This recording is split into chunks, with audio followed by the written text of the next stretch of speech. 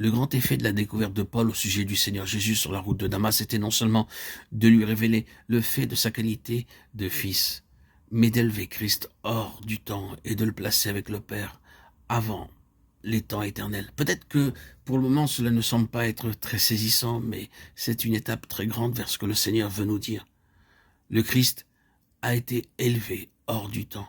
Le Christ du temps, c'est-à-dire sa venue dans ce monde en un temps donné, devient quelque chose comme une parenthèse. Ce n'est pas la chose principale. C'est la chose principale si nous regardons le tout à la lumière de la chute et du besoin du rétablissement. Mais ce n'est pas la chose principale du point de vue divin à l'origine.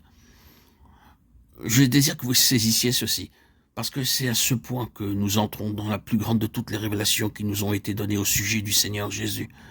L'effet de son expérience sur la route de Damas, cette élévation de Christ hors du temps, le plaçant dans l'éternité, est venue dans la conception de Paul comme relié au dessein éternel. Et dans le dessein éternel, il n'y avait aucune chute et aucune rédemption. C'est pour ainsi dire un fléchissement dans la ligne de Dieu à travers les âges.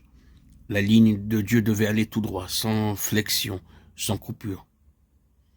Mais quand elle est arrivée à un certain point, en raison de certaines contingences qui n'étaient pas dans le dessein, cette ligne a dû descendre et puis remonter et de nouveau continuer.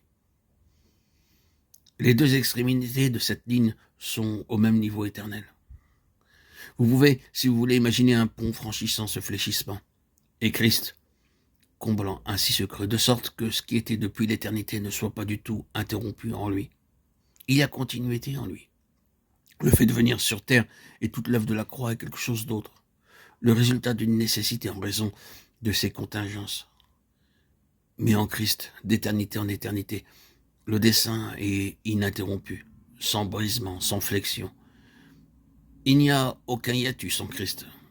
Ceci est arrivé pour être lié au dessein. C'est l'un des grands mots de Paul, selon le dessein éternel qu'il s'est proposé en Christ, Jésus notre Seigneur. Éphésiens 3:11. Appelé selon son dessein. Romains 8:28. Ce sont des conceptions éternelles de Christ, et ce dessein et ses conseils divins ont été liés à l'univers et à l'homme en particulier.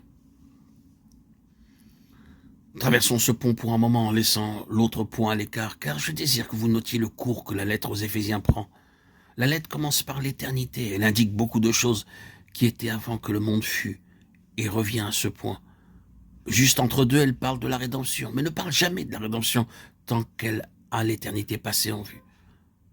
La rédemption entre pour remplir ce trou, puis nous continuons de nouveau vers l'éternité. Maintenant, laissez juste le trou pour un moment.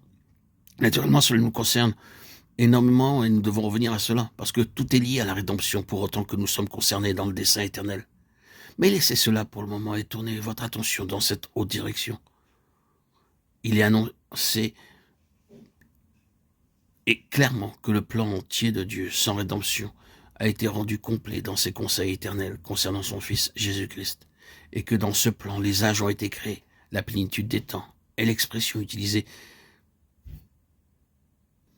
Vous pouvez voir la création des âges en Christ, par son moyen, selon le dessein éternel de Dieu, qui est de réunir toutes choses en lui. Non seulement toutes choses de notre petite vie, de notre salut individuel, mais toutes choses d'un vaste univers, comme une révélation de Christ. Tout étant amené par révélation à la compréhension spirituelle de l'homme, et l'homme y étant introduit. Le Christ est élevé hors du temps, et le temps, dans toute la mesure où Christ était concerné, a seulement été lié à l'éternité par la nécessité de la rédemption en vue du dessein éternel. Tout ce que Paul a vu concernant Christ dans son dessein éternel, qui est à la fois éternel, universel, vaste et infini, concerne tous les croyants. En lui, Dieu nous a élus avant la fondation du monde pour que nous servions à célébrer sa gloire dans les âges à venir. Éphésiens 1, 4, 12. Les croyants sont élevés hors du temps et il leur est donné une signification bien au-dessus de tout ce qui se trouve ici-bas.